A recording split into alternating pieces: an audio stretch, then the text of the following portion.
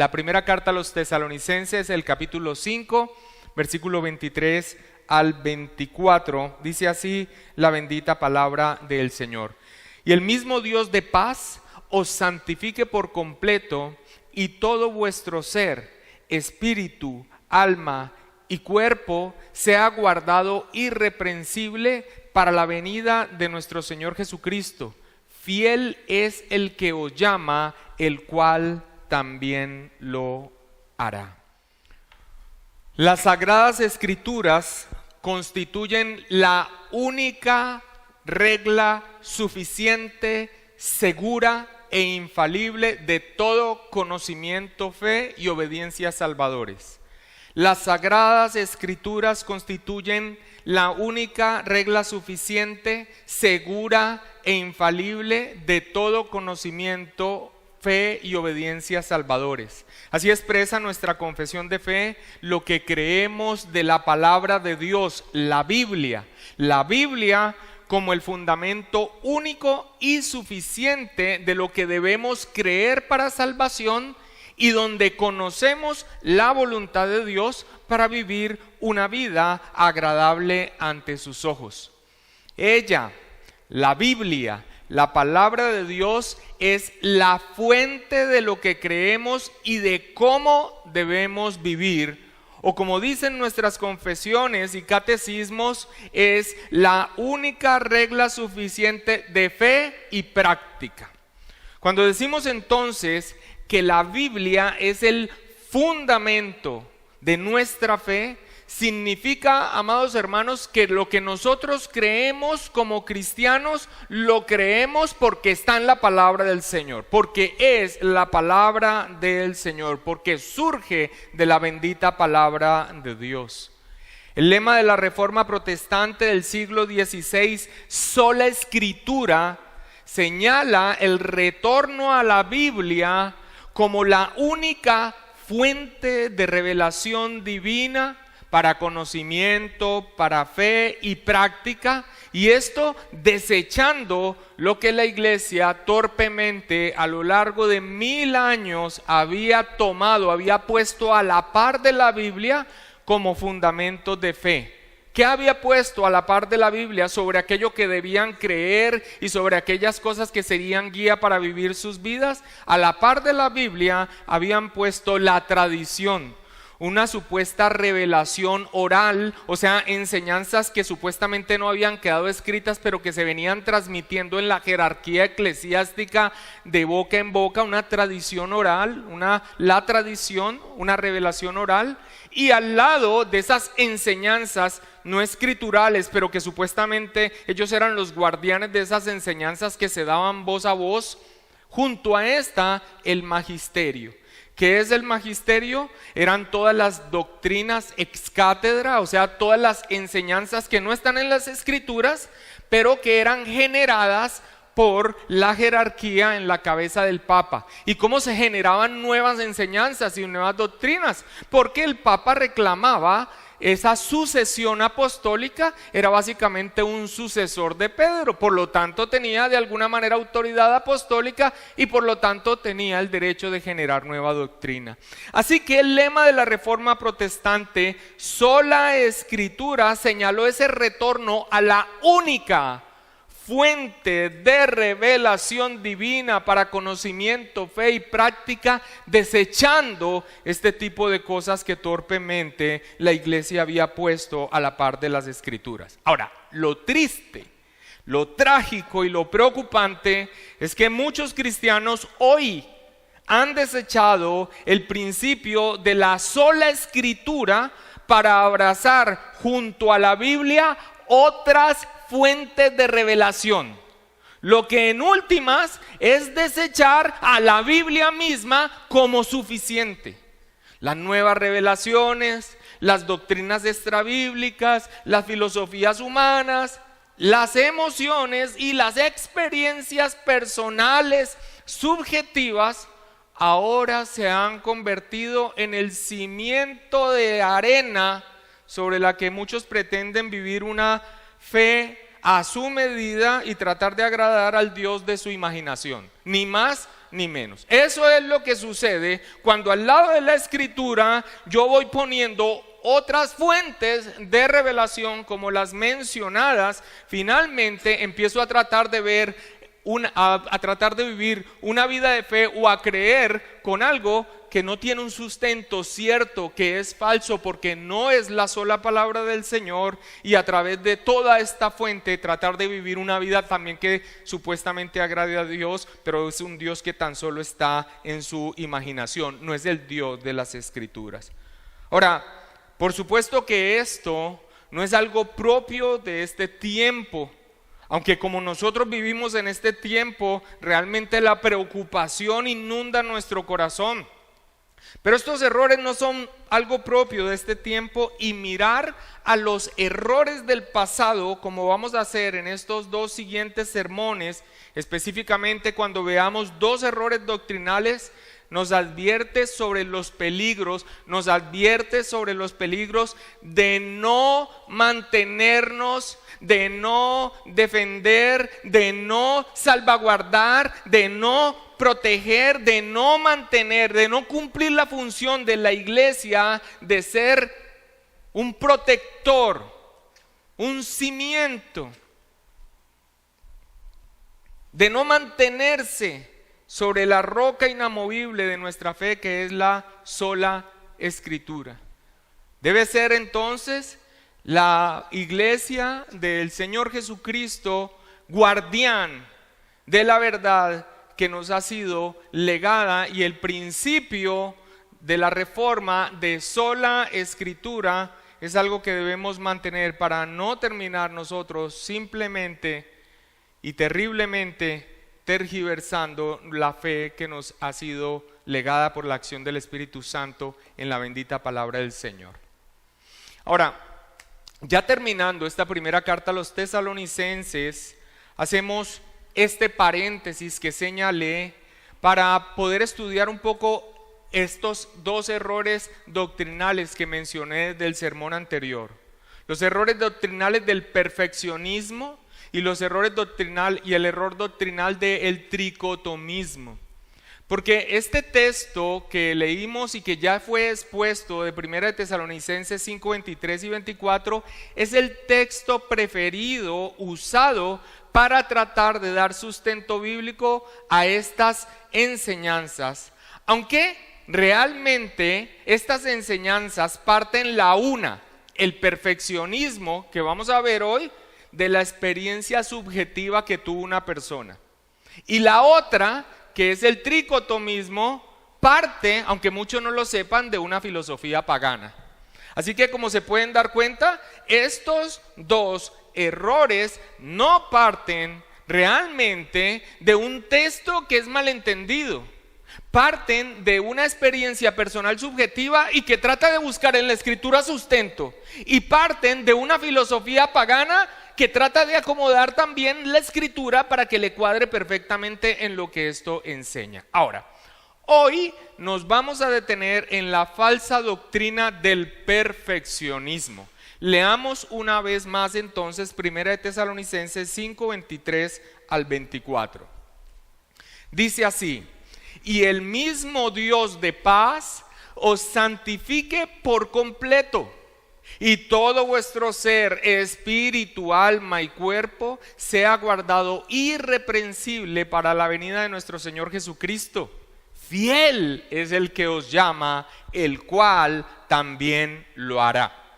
En el sermón anterior vimos cómo Pablo, después de dedicar lo que pudiéramos llamar toda la segunda parte de su epístola, desde el capítulo 4 y todo el capítulo 5, a hacer un llamado a la santidad a la iglesia de los tesalonicenses, cierra su carta volviendo a aquel que es la fuente, el origen y el poder de que los creyentes podamos y debamos crecer en santidad, ser más como Cristo. Esta fuente, este origen es Dios. Allí entonces nosotros vimos a Dios como el que primariamente santifica al creyente, y esto claramente con una intención del apóstol Pablo, después de haber dado toda una fuerte enseñanza sobre nuestra responsabilidad de crecer en santidad a la imagen de Cristo. Es un balance perfecto que hace que nosotros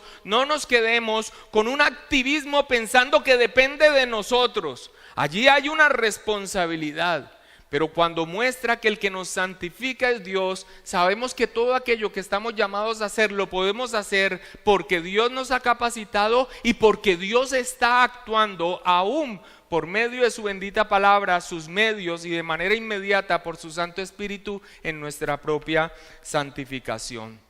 Allí vimos que en su despedida Pablo eleva su ruego a Dios a manera de bendición final para los tesalonicenses, donde les afirma lo siguiente con respecto a la santificación. Les afirma que su santificación va a ser plena, perfecta. O sea, les afirma que en su santificación hay un momento en que ellos van a ser como Cristo en su santidad. Y esa santificación va a ser realizada en todo lo que en esencia ellos son, o nosotros los seres humanos somos, no solo espiritualmente.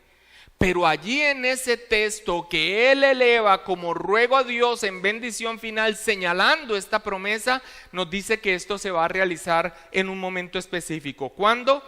Para la venida de nuestro Señor Jesucristo.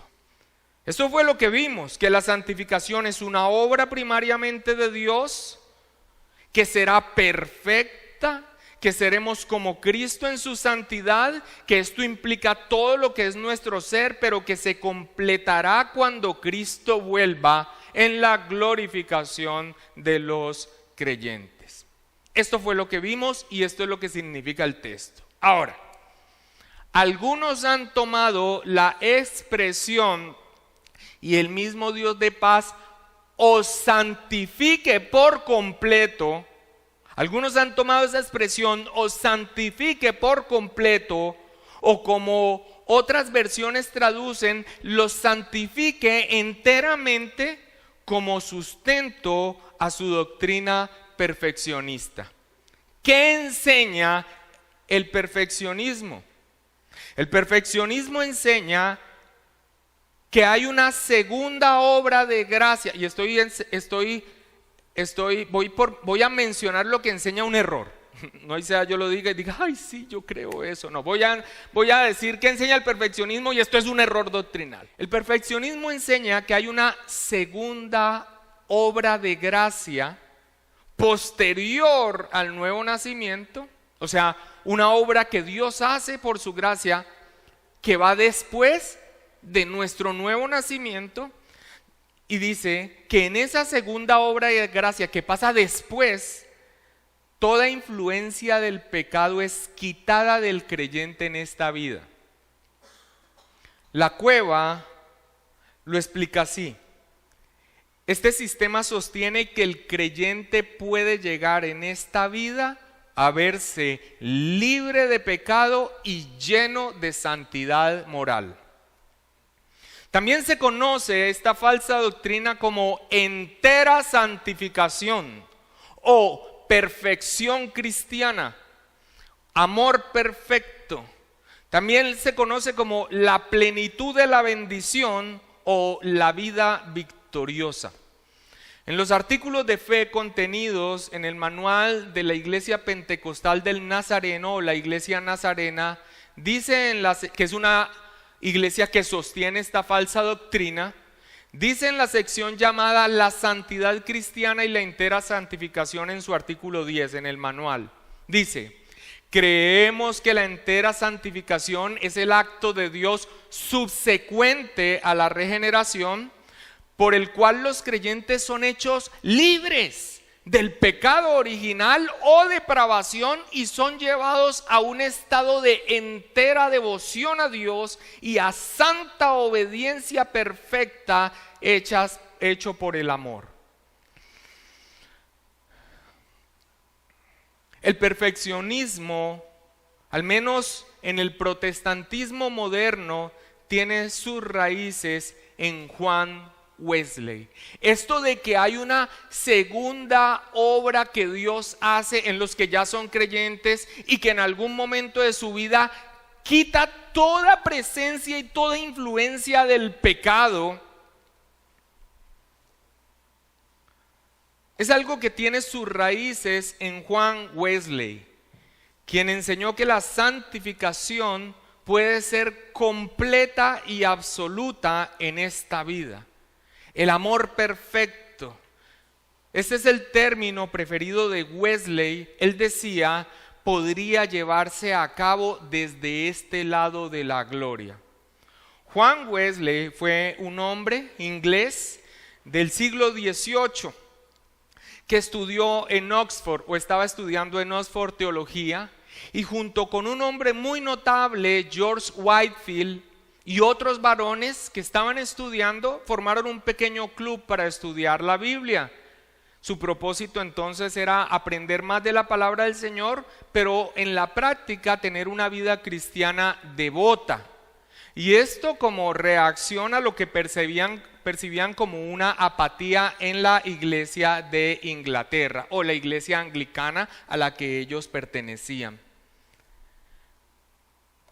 Esta búsqueda de aplicar la palabra del Señor, pero que fuera algo práctico en su vida, les llevó a establecer unas rutinas, una rutina de lectura, unas rutinas de ayuno, unas rutinas de ciertas cosas en este grupo, de tal manera que los que empezaron a ver este grupo empezaron a decirles como en mofa los metodistas, y a este le decían el Club de la Santidad, porque resulta que ellos tenían estos métodos estrictos, establecían inclusive fechas específicas de ayuno en días específicos, en horarios específicos, y esto entonces para poder vivir una vida más piadosa. Y empezaron a hablar de ellos como los del método, los metodistas.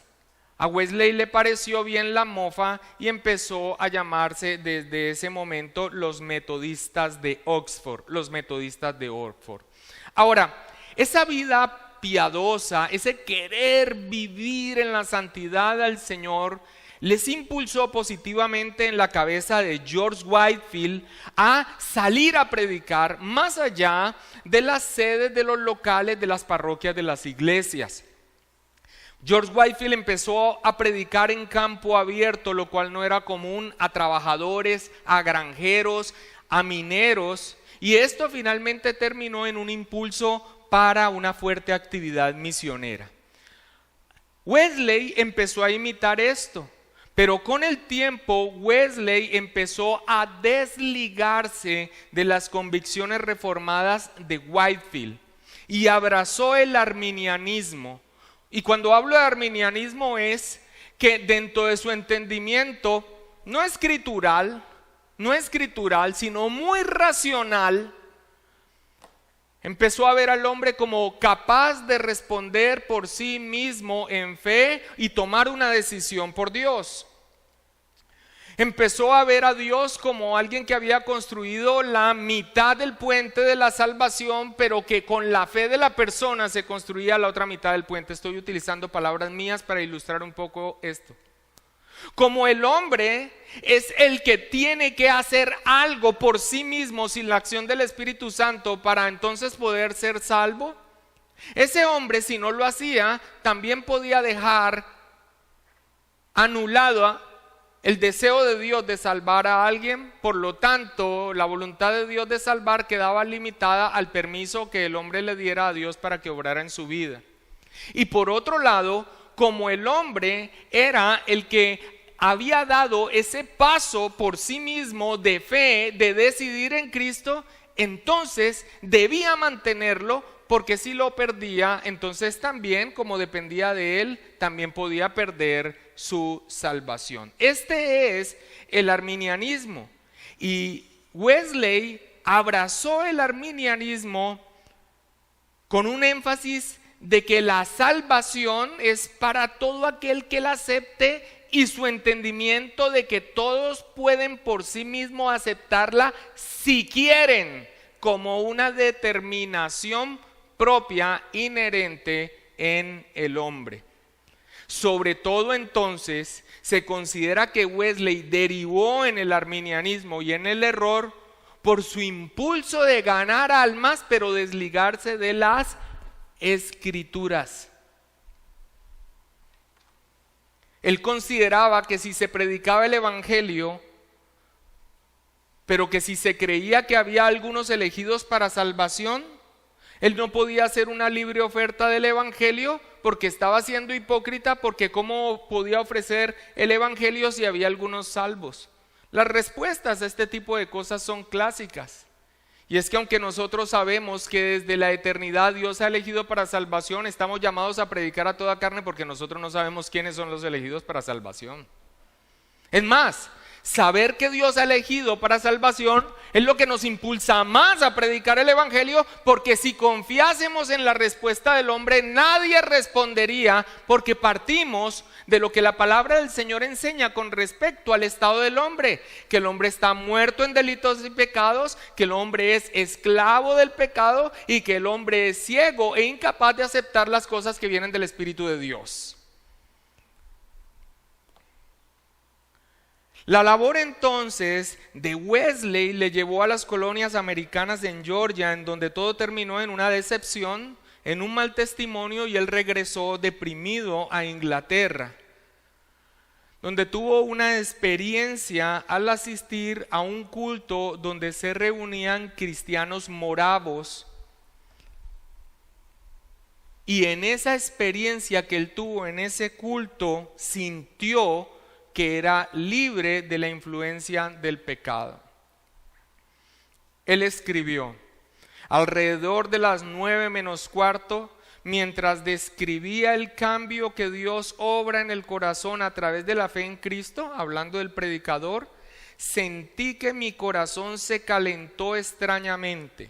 Sentí que confiaba en Cristo, solo en Cristo para salvación, y me dio la seguridad de que había quitado mis pecados, incluso los más oscuros, y me salvó de la ley del pecado y de la muerte. Así describe su experiencia, pero que después la traslada a que en ese momento ocurrió lo que es definido en la entera santificación, como una obra donde Dios, después de su conversión, hizo algo sobrenatural y quitó el poder, la presencia y la influencia del pecado en su propia vida. Ahora, aquí está lo grave y por lo cual introduje este tema con nuestras convicciones sobre el fundamento único y suficiente de nuestra fe, la sola Escritura.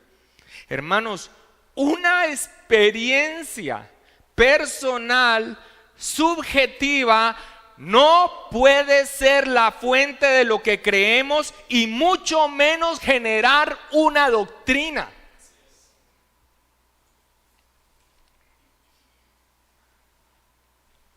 Nuestras experiencias deben ser siempre evaluadas a la luz de las Escrituras y no pueden ser el fundamento de lo que nosotros creemos.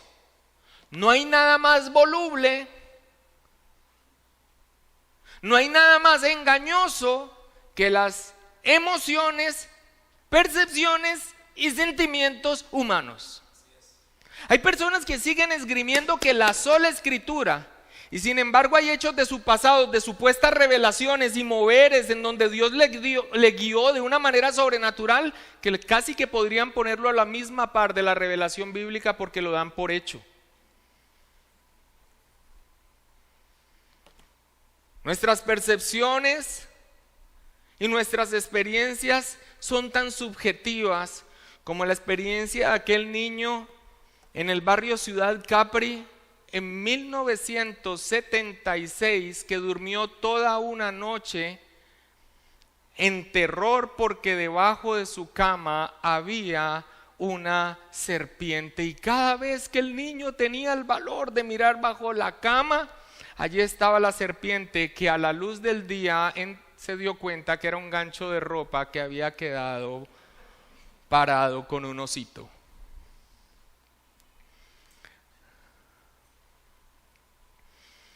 Lo grave de la doctrina del perfeccionismo o la entera santificación es que, aunque como ya lo vamos a ver, otros grupos lo han abrazado, radicalmente comenzó con la experiencia de un hombre en una situación específica y de allí se generó una doctrina sin sustento bíblico.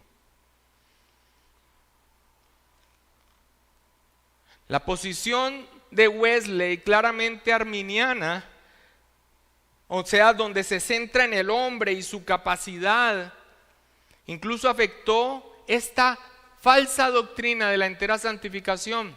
¿De qué manera? Mira cómo registra el artículo de fe de la Iglesia Nazarena con respecto de la entera santificación. Mira cómo registra la responsabilidad y la dependencia humana aún de esa entera santificación. Dice: el testimonio de uno puede debilitarse y la gracia puede entorpecerse y finalmente perderse. O sea que ellos no solamente dicen que esto existe, un perfeccionismo, sino que en su convicción tan humana y de capacidad humana del arminianismo, incluso predican que la entera santificación se puede perder. Ahora, esa parte no entiendo cómo la resuelven, porque cómo es que están libres del poder del pecado y su influencia y enteramente santificados, pero que si no lo sostienen entonces pueden perder la entera santificación. Es lo mismo como el arminiano promedio, de donde muchos fuimos arrancados de ese barro de la ignorancia, donde creíamos en la vida eterna, pero se podía perder, o sea que no era eterna. Otros grupos sostienen el perfeccionismo en uno u otro sentido, como Roma.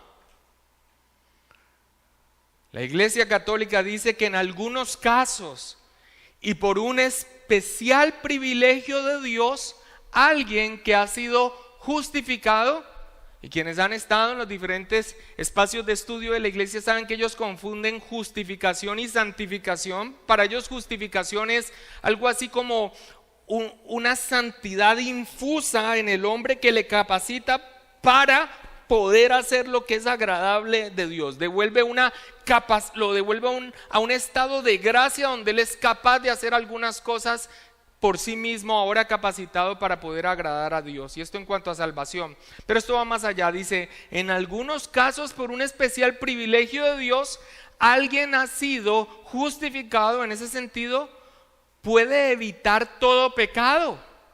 Incluso puede ofrecer una obediencia que va más allá de las demandas legales. O sea, ¿de quién está hablando esto? De los santos y de las obras de supererogación.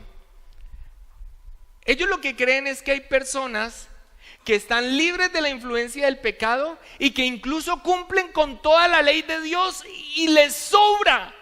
Y esas obras de supererogación son las que ellos guardan en el banco de la iglesia de la fe para todos ustedes que les hace falta, para que cuando les falte y estén cocinándose en el purgatorio, con unas misas que ustedes paguen por los santos se las administran a ustedes. Ellos administran la gracia de Dios y entonces ustedes pueden salir más rápido de allá. Doctrina católico romana, pero que en el punto es que enseña una posibilidad de poder cumplir perfectamente la ley de Dios y evitar todo pecado. Otros grupos más enseñan el perfeccionismo en uno u otro sentido.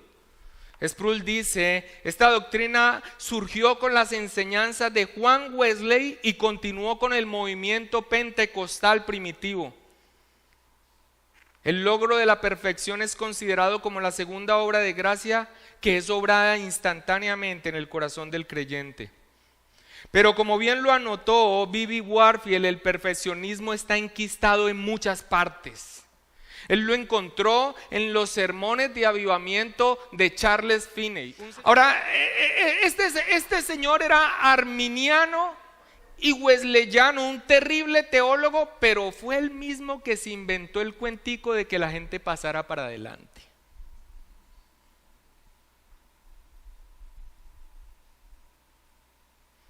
porque tiene la gente la capacidad de hacer una decisión por sí mismo, por Cristo, y atraerse salvación para ellos mismos. También lo encontró en los movimientos de Keswick, que estos eran movimientos de santidad. Y quiera lo uno o no, estos movimientos fueron los que se regaron en el evangelicalismo.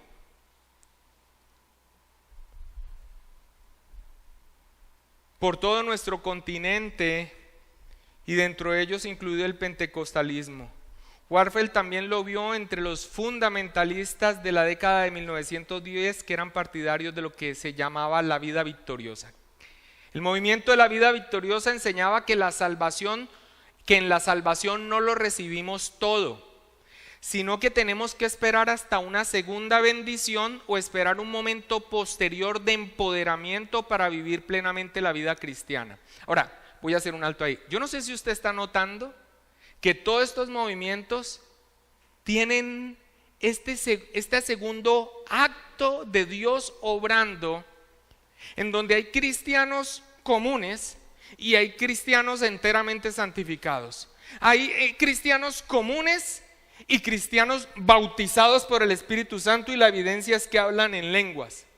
Estos movimientos de santidad, o como aún dentro del carismatismo deformado, hay cristianos carnales y cristianos espirituales, lo cual es una burrada, porque no hay cristianos carnales. Es una expresión que el apóstol Pablo utiliza para criticar a una iglesia inmadura, donde le tiene que decir a ellos, a los corintios, que le tocó hablarle como si fueran no creyentes o impíos. No hay cristiano carnal. O se tiene el Espíritu de Cristo o no se es de Él. Ahora, todos estos movimientos entonces hablan de una segunda hora, pero todos ellos están fundamentados en una experiencia que alguien vivió. Pero la Biblia no enseña una perfección en la santidad en esta vida. Esa es la meta. Y el texto que fue expuesto se nos los presenta como una promesa de Dios de que Él lo hará plena y perfectamente, y en todo lo que tiene que ver con nuestro ser en la venida del Señor Jesucristo. Y que nosotros debemos esforzarnos en crecer en santidad, es la voluntad de Dios, pero que en esta vida se enseña en la Biblia que alcanzaremos un momento de perfección en este sentido no tiene sustento. Entonces, además de 1 de Tesalonicenses 5:23, en esa expresión que ya señalamos, ¿cuál otra base bíblica esgrimen para sostener su doctrina? Principalmente son, además de 1 de Tesalonicenses 5:23, tres textos. Son Mateo 5:48, son 2 de Corintios 7:1 y 1 de Juan 3:6. ¿Qué dice Mateo 5:48? El Señor Jesucristo dice: sed pues vosotros perfectos, como vuestro Padre que está en los cielos es perfecto. Y este es un punto común en el arminianismo y en estos movimientos de santidad. Y estos movimientos pelagianos y semipelagianos, donde no admiten la condición realmente caída del ser humano, sino medio afectadita. El punto común es este: el razonamiento de que si Dios nos da mandamientos, Él también debe darnos la capacidad para obedecerlos perfectamente. Por tanto, han concluido, es posible para nosotros obtener un estado de perfección impecable en esta vida porque estamos capacitados.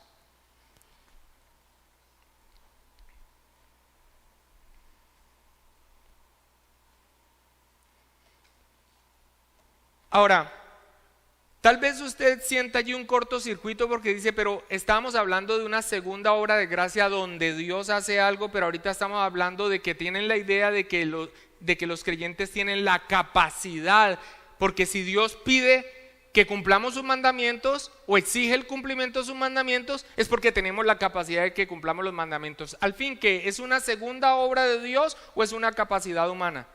Pues es increíble que lo que ellos enseñan es que aún eso que piden que Dios obre en sus corazones se logra por un estado de petición, de ruego, de rodillas, de ayunos y de invocación a Dios, donde logran hacer que Dios les santifique.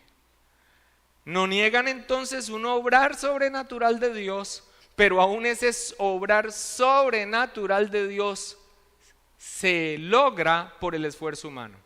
Es por eso que estas iglesias, y muy cercanas al metodismo, establecen ayunos, días de la semana, que por cierto en nuestra ciudad son multitudinarios, donde usted ve un esfuerzo continuo poniendo en ayuno para doblarle el brazo a Dios a que le responda lo que usted está poniendo delante de Él.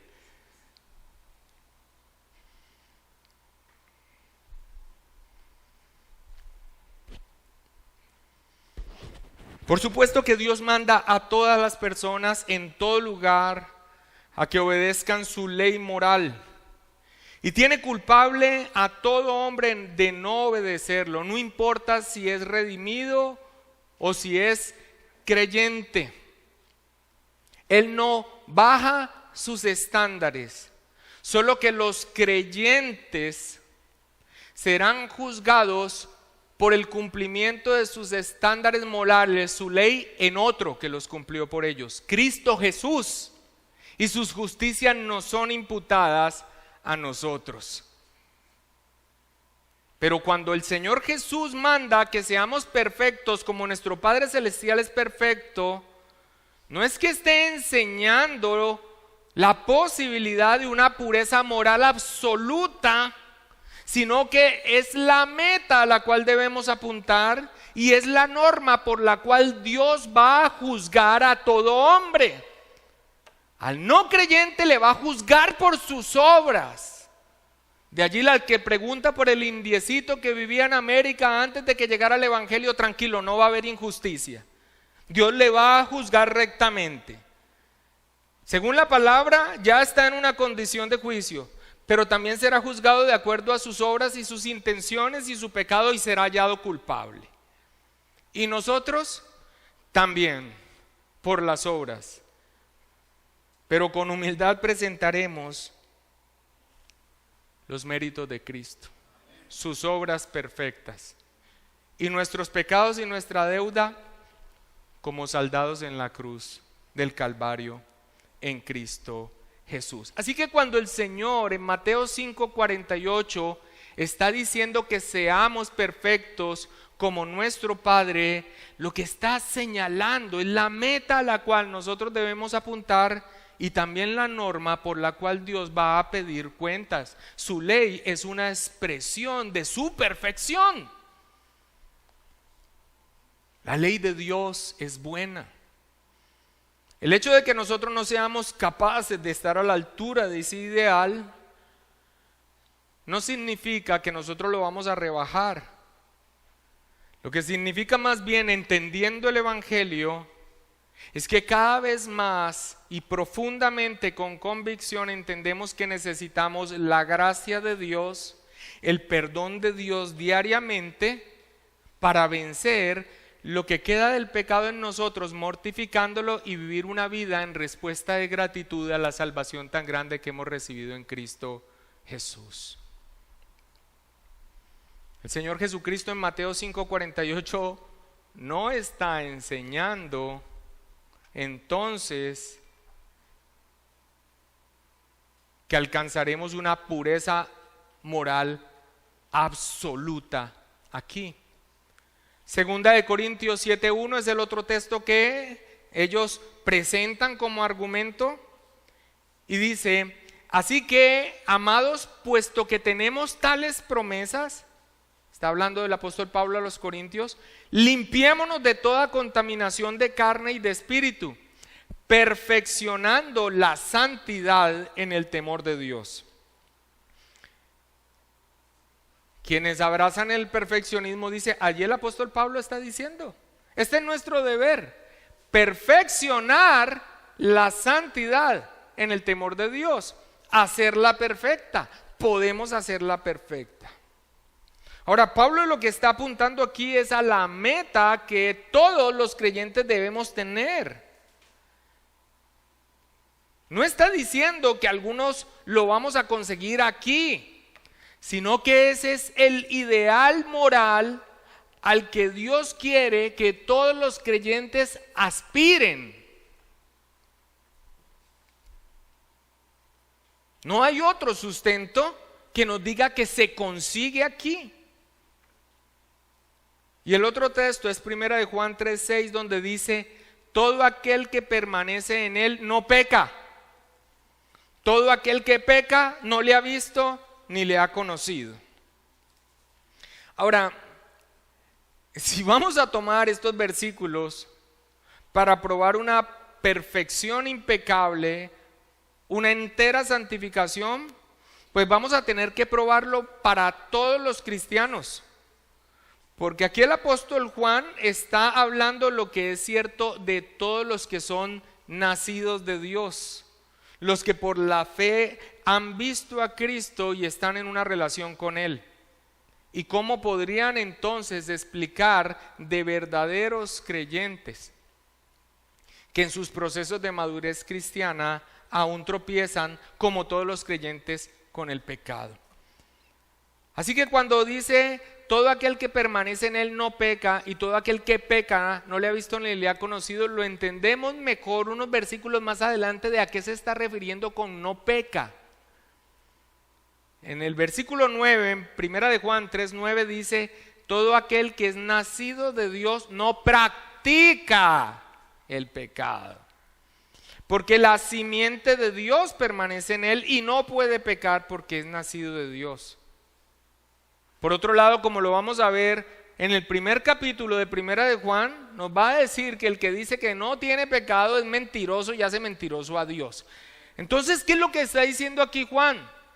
Pues no está diciendo entonces que un creyente santificado está avalado por la Escritura porque es el que no peca. En primer lugar, porque Juan aquí está hablando de todos los nacidos de nuevo. Y tendría que aplicarse esto a todos los nacidos de nuevo, o decir que solo son nacidos de nuevo los que no pecan. Lo que está diciendo aquí el apóstol Juan es que alguien que tiene una vida de pecado, una práctica continua de pecado contraria a lo que profesa ser cristiano, pues no es de Dios. Estos son los textos que logran esgrimir para sostener su doctrina. Pero realmente es por la experiencia personal y subjetiva que tuvo alguien. Hermanos, por el contrario, la Biblia afirma la presencia del pecado en la vida de los que han sido redimidos a lo largo de la Escritura. Cuando el Señor nos enseña a cómo orar a los creyentes, también nos dice perdona, que debemos orar a nuestro Padre: perdona nuestras deudas, como también nosotros perdonamos a nuestros deudores. Como una necesidad que tiene el creyente continuamente de pedir a Dios su perdón y continuar en la misma actitud que su Padre Celestial ha tenido con él, con su prójimo. Primera de Juan 1, 8 al 10, que es el texto que ahora señalé, dice: si decimos que no tenemos pecado, nos engañamos a nosotros mismos y la verdad no está en nosotros. Si confesamos nuestros pecados, Él es fiel y justo para perdonar nuestros pecados y limpiarnos de toda maldad. Si decimos que no hemos pecado, le hacemos a Él mentiroso y su palabra no está en nosotros. Sproul gustaba de referirse a Romanos capítulo 7 como el texto que mata el perfeccionismo, porque presenta en el apóstol Pablo a un creyente procurando cumplir la ley de Dios en sus fuerzas. y viéndose insuficiente para lograrlo. Pero gracias a Dios por Cristo, que ante su gemido de desesperación: miserable de mí, ¿quién me librará de este cuerpo de muerte?, puede también exclamar: gracias doy a Dios por Jesucristo, Señor nuestro. Nuestra confesión de fe, a la cual nos adherimos, la Confesión de Fe Bautista de Londres de 1689, dice esto acerca de la presencia del pecado aún en la vida de los creyentes. La corrupción de la naturaleza permanece durante esta vida en los que son regenerados, y aunque aquella sea perdonada y mortificada por medio de Cristo, ella misma y sus primeros impulsos son verdadera y propiamente pecado. Más adelante también dice que ha sido la sabiduría de Dios dejar ese remanente de pecado para que nosotros tengamos una continua dependencia de Él.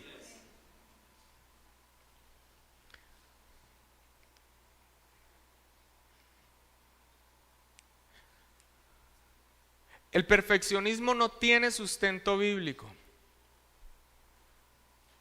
Y aunque este no es el parámetro, el que voy a mencionar, principal de juicio sobre algo, el sentido común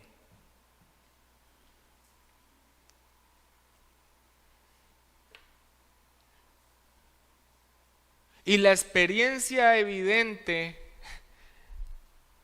muestra que esto es una falacia.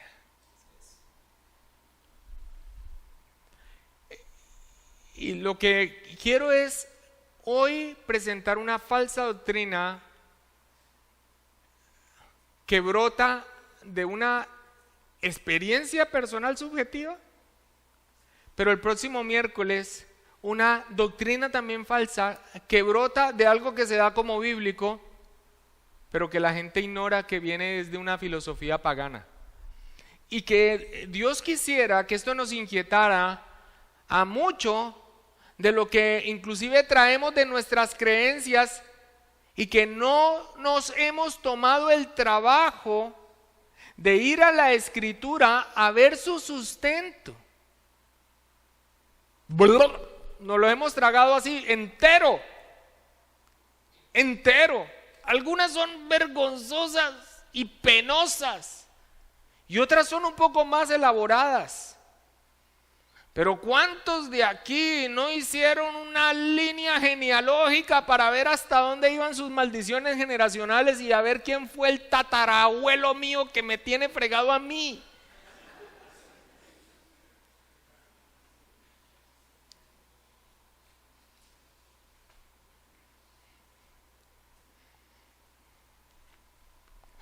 Y otro tipo de doctrinas que muy probablemente aún en una iglesia reformada y bíblica algunos siguen allí abrazando.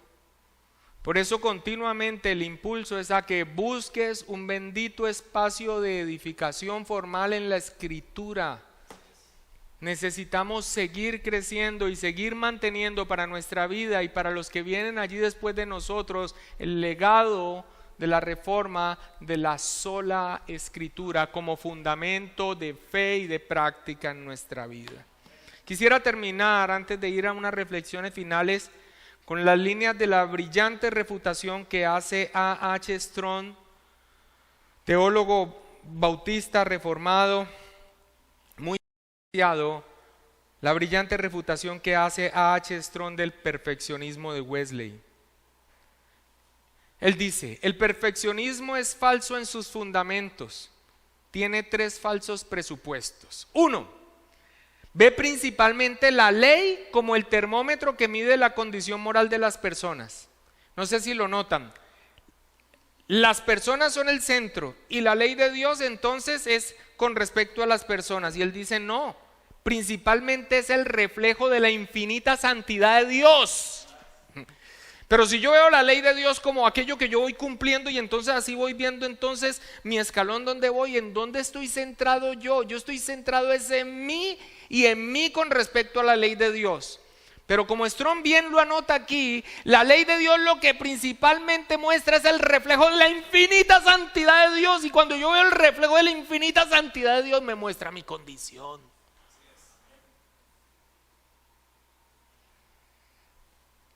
Dos, segundo falso presupuesto, que la malicia del pecado está toda en los actos deliberados contra la ley. ¿Por qué dice esto? Porque resulta que cuando se debate con un perfeccionista, un wesleyano, y se le dice, ve, pero estas personas que vos decís que son enteramente santificadas, hay esta y esta situación que definitivamente son pecaminosas, y ellos dicen, pero son pecados hechos no por voluntad.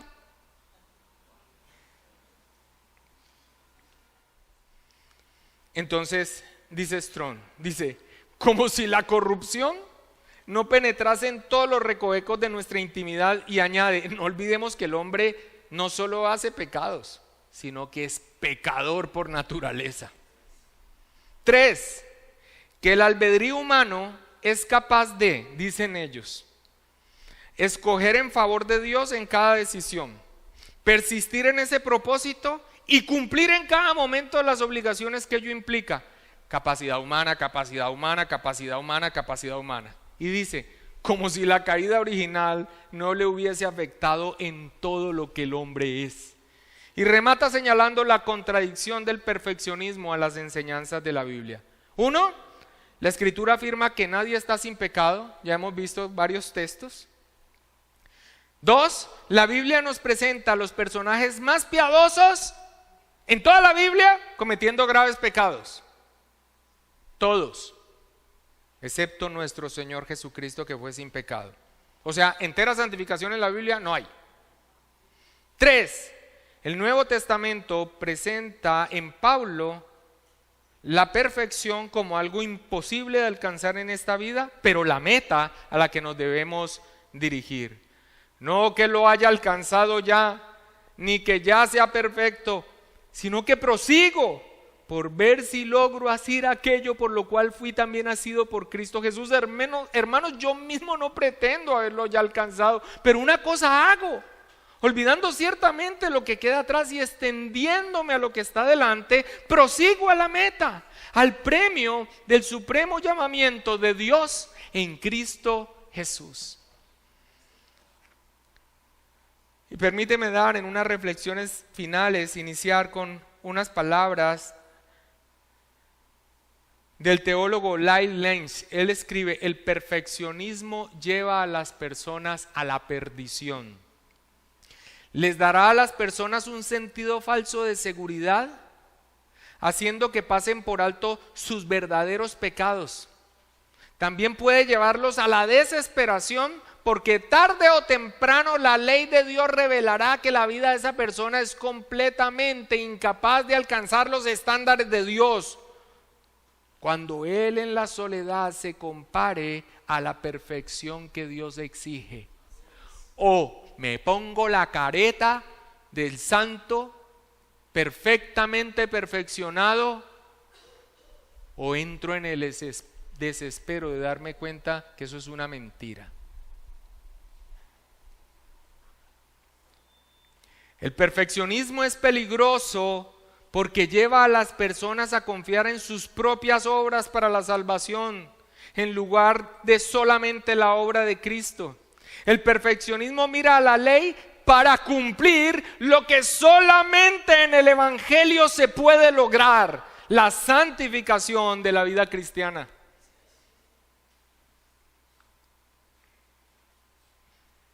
El modo de las iglesias de santidad de pensar sobre la santificación envía otra vez a los cristianos a sus propias vidas para garantizar la salvación. Y este tipo de enseñanzas, al igual que el punto número 1, lleva a las personas al orgullo espiritual. Y eso sucede en todas estas iglesias y movimientos de santidad que uno entiende las buenas intenciones pero alejado de las escrituras, en donde finalmente están seccionando a la iglesia, en el sentido de que hay creyentes y creyentes bautizados por el Espíritu Santo, creyentes normalitos y los creyentes que hablan en lenguas, creyentes y creyentes enteramente santificados, o como lo hace la misma iglesia de Roma, laicos y el clero. Y lo mismo pasa en estas iglesias que promueven el perfeccionismo, cristianos y cristianos enteramente santificados. Lleva a las personas o a un orgullo espiritual o a la miserable desesperación cuando empiecen a cuestionar la autenticidad de sus experiencias religiosas. Lo pueden mantener hacia afuera, pero cuando no tienen a nadie más que sostenerle esa mentira, ¿será que no se dan cuenta de la realidad y de las luchas de su vida? Este autor termina diciendo: cuán terrible es enfrentar la muerte con las insistentes preguntas: ¿fue realmente cierto lo que me pasó o me lo inventé? ¿Por qué las cosas que estoy viviendo en mi vida no están de acuerdo con lo que yo digo creer? Y finaliza: qué bendición es poder enfrentar la eternidad con la fe basada en la perfecta justicia de Cristo. Padre, te damos gracias, Señor.